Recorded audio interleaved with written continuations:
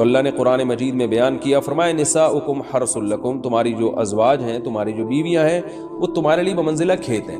کھیت کا مطلب کیا ہوتا ہے؟ پیداوار بڑھانے کا ذریعہ۔ تو اس میں سب سے پہلا مسئلہ تو قرآن نے یہ بیان کر دیا کہ زوجہ سے جو ہم بستری ہے وہ صرف اسی راستے میں جائز ہے جس سے اولاد ہوتی ہے، کیونکہ عورت کو اللہ نے بنایا ہے نسل بڑھانے کے لیے۔ تو کوئی بھی ایسا ہم بستری کا طریقہ اختیار کرنا جو نسل بڑھانے کا ذریعہ نہ ہو، یعنی وہ نیچرل نہ ہو، تو وہ حرام ہے۔ تو اس میں اللہ نے یہ حکم دے دیا۔ تو اس سے صاف یعنی حدیث سے بھی پتہ چلتا ہے، اور تمام فقہا کا اجماع بھی ہے اس آیت کی روشنی میں کہ مسئلہ تھوڑا حیا کے خلاف ہے، لیکن میرا خیال ہے بتانا ضروری ہے کہ پچھلے راستے سے عورت سے ہم بستری کرنا بالکل حرام ہے، ناجائز ہے، اور نبی صلی اللہ علیہ وسلم کی اس پہ بہت شدید لعنت ہے، بہت شدید وعید ہے۔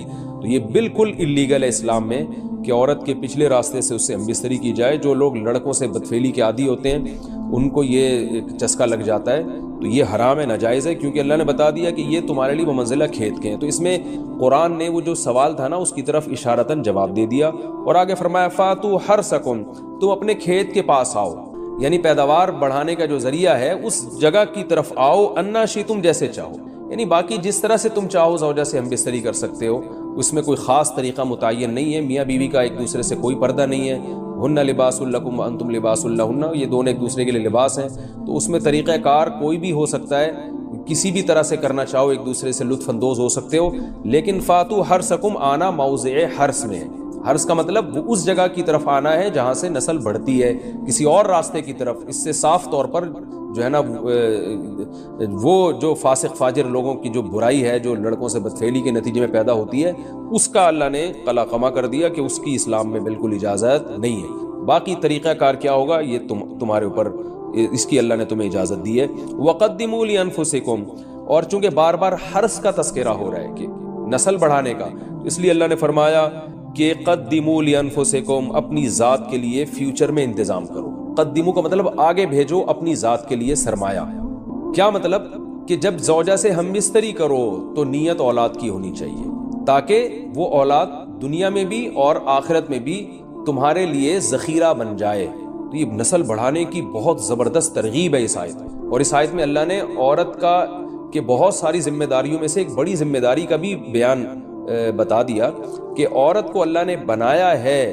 جو مرد اور عورت کا جو فرق رکھا ہے نا، اس فرق کی بڑی وجہ یہی ہے کہ مرد کے اسپرم کو اللہ نے بیج کے طور پہ پیدا کیا ہے، اور عورت کو اللہ نے زمین کے طور پہ۔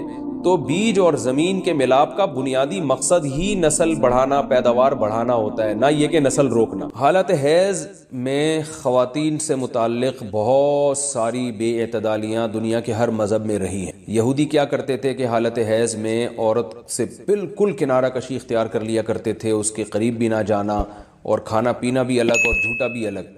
تو بعض مذاہب میں کوئی فرق ہی نہیں تھا کہ حالت حیض اور پاکی کی ایام میں۔ تو جب اسلام دنیا میں آیا تو صحابہ کرام کو یقیناً یہ خیال پیدا ہوا کہ بھئی اب اسلام کے اس بارے میں کیا احکام ہیں کہ جب خواتین مینسز کی حالت میں ہوتی ہیں شادی شدہ، تو کیا ہم ان سے ہم بستری کر سکتے ہیں یا نہیں کر سکتے، کیا اس کے احکامات ہیں۔ تو اللہ نے صحابہ کے سوال کو اور پھر اپنے جواب کو قرآن مجید کا جز بنا کے نازل کیا۔ وَيَسْأَلُونَكَ، اور یہ لوگ آپ سے سوال کرتے ہیں، عن المحیض، حیض کے بارے میں۔ تو حیض کے بارے میں سوال نہیں تھا، اصل میں سوال یہ تھا کہ حالت حیض میں زوجہ سے ہم بستری جائز ہے یا نہیں ہے۔ تو قرآن نے اس کی طرف اشارہ کر دیا۔ قل، اے نبی آپ ان سے کہہ دیجئے، ہوا اذن، اذن اصل میں تکلیف کو بھی کہتے ہیں، گندگی کو بھی کہتے ہیں۔ تو یہاں گندگی مراد ہے کہ وہ گندگی ہے۔ فاعتزلوا النساء، لہذا عورتوں سے دور رہو، فی المحیض، حالت حیض میں۔ ولا تقربوہن، اور ان کے قریب مت جاؤ، حتی یطہرن، جب تک کہ یہ پاک نہ ہو جائیں۔ تو اس میں قرآن مجید نے جو لفظی ترجمہ ہے وہ قرآن کی آیتوں کا یہی ہے کہ ان سے کنارہ کشی، لیکن احادیث سے ہمیں پتہ چلتا ہے کہ یہاں کنارہ کشی اختیار کرنا یہ کنایا ہے ہم بستری کرنے سے، یعنی ان سے ہم بستری کرنا تمہارے لیے جائز نہیں ہے۔ کنارہ کشی سے وہ جو یہودی کر لیا کرتے تھے وہ مراد نہیں ہے یہاں، اور اس کی تفصیل احادیث میں۔ تو قرآن نے چونکہ صاف لفظوں میں جماع کا ہم بستری کا ذکر نہیں کیا، تو صرف کنایوں سے کام لیا ہے قرآن مجید۔ فاعتزلوا النساء، ان سے اعتزال کرو، یعنی دور رہو ان سے۔ دور رہنے کا مطلب صرف دور رہنے سے یہ مراد ہے، صحیح حدیث ہے، نبی صلی اللہ علیہ وسلم نے فرمایا اصنعوا کل شیء الا النکاح، حالت حیض میں اپنی زوجہ کے پاس تم جا سکتے ہو، سب کچھ کر سکتے ہو سوائے جماع کے۔ تو انٹرکورس جو اسے کہا جاتا ہے وہ حلال نہیں ہے۔ تو باقی نبی صلی اللہ علیہ وسلم نے فرمایا کہ ایسے کنارہ کشی کہ بالکل اس کا جھوٹا نہ پیو اور بالکل دور ہو جانا، اس کی اسلام میں اجازت نہیں ہے، اور نہ بستر الگ کرنے کی ضرورت ہے۔